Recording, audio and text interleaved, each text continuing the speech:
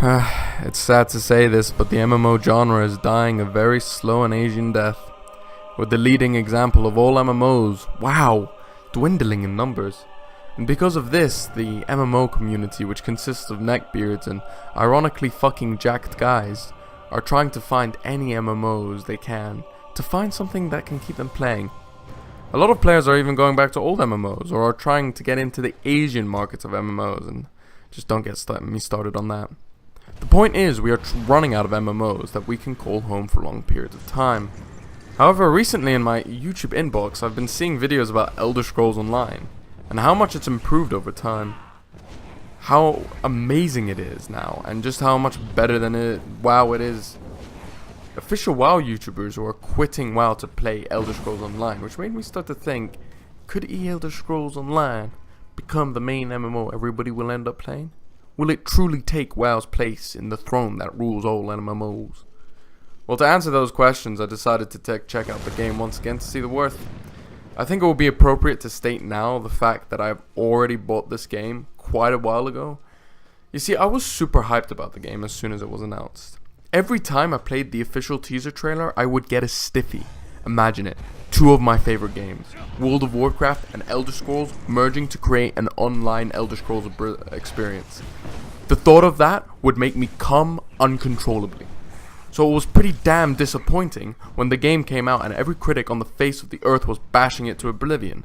Not only that, but the insane wait period for the game to come out got me disinterested over time, which really made me sad considering that this game really could have been something incredible. But it was a letdown by trying to be two things at once. So once I heard that the game has really improved a great amount, and that the game is much more better now, I felt an urge to replay it, and to see what all the newfound hype was all about. And there I was back in Tamriel, journeying through the world, doing quests and slowly but surely leveling, attempting quests with friends, finding new gear and seeing what this world had to offer.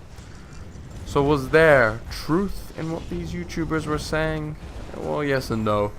Although the game has improved, I still feel that there is a lot that the game fails to do. But first, let's start with the positive about this game. The questing is fucking fantastic. It's by far the best I've ever played in any MMO. Although I have heard that Star Wars The Old Republic is good. But going back to the point, there are no silly kill 5 fucking bears or fetch quests present in the game, which is fucking ridiculous for MMO standards. What impressed me was that this game managed to do something that the base game was missing in terms of story. That there was meaning and choice, and how a quest affects the world in a small scale. I remember doing a quest that required me to recapture the dock for the city. Once I managed to do so and completed the quest, the enemies were gone and the docks were populated with normal citizens, which is completely different to a game like WoW's questing, where everything you do seems to mean nothing. It made me feel as if what I did meant something. Or when I had to choose who I wanted to be a leader of an orc tribe in the DLC Oriznium. When I finally made up my mind, all the people in the opposition's favor were either executed or despised me and tried to take revenge on me, which was fucking cool, although they were pretty easy. The best part is, this started a new storyline about how opposing orc clan was finding methods of revenge and was assassinating the higher ups in the orc clan, which leads me on to describing how good some of the story arcs were. Some of them even better than the main game, like the DLC stories containing some really good narrative which was strengthened throughout the game's full and brilliant voice acting. Questing with friends in this game made me feel as if I was playing an Elder Scrolls MMO. Also, the graphics in this game is well done too. It's very easy to run and it's not demanding, but at the same time it doesn't look half bad in comparison to other MMOs. It easily tops WoW and Guild Wars 2 in my honest opinion. It paves way for a lot of beauty in this game that at some points make me stop what I'm doing to take the environment in. However, currently the selling point of this game is the fact that it has quite the solid endgame, which games like Black Desert Online is lacking.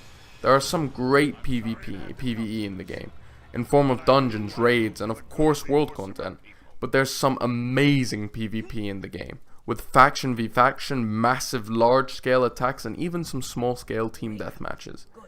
The end game of this game would definitely make a veteran WoW player feel right at home. Overall, the game is an extremely well polished and well rounded game, which contrasts to many of the Asian MMOs in the market right now.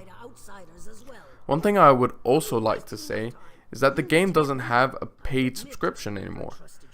And although a lot of other MMOs do this, they make the mistake of not supporting their game. The way ESO approaches this is by making a DLC system. So for each content patched, i.e. the DLC, you can choose to pay for it. This works so well by giving you a choice to pay. On top of that, sometimes WoW has many content droughts, which often means that the players have to pay for nothing. But with this system, the money you spend always gives you content. It's a great system.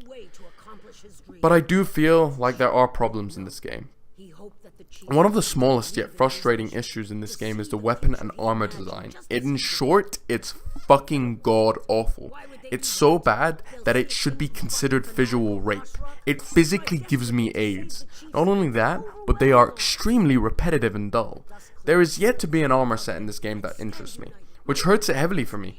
Although a lot may say it's a very small problem, for me loot is what keeps me going in an MMO. And if I'm not interested in any of the armors or weapons, why the fuck would I want to go get my guy to max level? And there are those who would argue that they are realistic armor sets, and they're meant to do that because it's realistic. Are you fucking kidding me? This game is about portals to hell that are opening in the sky. The fuck do I care if it's realistic? It is a fantasy MMO RPG with magic and spells and all this shit. This game isn't set on Earth and is meant to be on a completely fantasy place. Make some of your armors and weapons more badass, bulky and unique. What a game like this is meant to do. This game has magic and spells and all that kind of fucking crap. It wouldn't hurt to add more creative armors and weapons to the game that may not be realistic. Now moving on to one of the main problems in this game, which is actually quite relevant. The combat. Now the combat itself isn't all that bad. It's actually okay. Although it could be more engaging, there's not much wrong with it. But it doesn't help when the skill system is ridiculously branching, complex, and convoluted. For each class you have multiple skill lines. But you also have weapon skill lines, and also covenant skill lines. Well, which one should I level then? But weapon skills decide my role in the Trinity, so what about my class's skill lines? Surely that's important, right? So what makes my class so different when I could just have all my abilities weapon skills that are the same as the other classes? This structure I feel is quite awkward. It's not laid out in what I feel is a structured and well organized layout. Furthermore, the class identity is extremely lacking in this game. When you go into other MMOs like WoW or Guild Wars 2, it is very obvious what a class does and what a class theme is, which isn't present for any of the classes in Elder Scrolls Online, other than the Sorcerer, but that's just fucking obvious. Because of this, I really don't care about trying out any of the other classes. Class identity is so lacking, in fact, that I was leveling a Templar for 10 levels, thinking that I was leveling a Dragon Knight. I shit you not, and when I found out, I was extremely pissed. And that's why I just can't look forward to the class that's coming in the upcoming X-Pack. Purely because I know already it really just doesn't matter all that much. Although some people may say this design philosophy is intended as they would want to follow the idea the Elder Scrolls games usually follows, which is the idea that you have full freedom in how you want to play. But if that's the case, then what the fuck is the point in putting any class in the game in the first place? Why not just make it skill trees? I'm being honest when I say I don't think removing the classes will make much of a difference at all. The issue with the skill tree system is that it's hard to know how to approach it, to get the role you want out of it. How do I set up my class so that I'm an appropriate healer or a tank. I don't know whether being a good healer means balancing out my healing and my DPS abilities, or whether I should just make all my abilities healing ones. And I must say to all the players, play in first person. Trust me, this improves the combat by miles, and it also makes it feel a lot more like an Elder Scrolls game. I feel like it enhances the experience had in the game. Trust me, play in first person. I suppose this wouldn't be much of a problem if the game explained it well, but it doesn't. The system, the skill system, and the class system.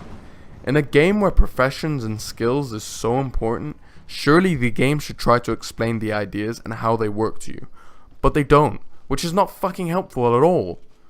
But to be fair, that can be fixed by going online and looking at a guide. And in general, all the problems I have stated can be fixed. Quite easily, in fact.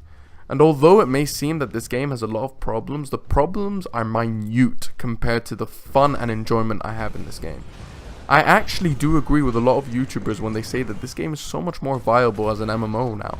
And I do believe that over time, this game may top WoW itself. I definitely think that for all the broken-hearted WoW players looking to refuel their love for the MMO genre, you should definitely buy this game.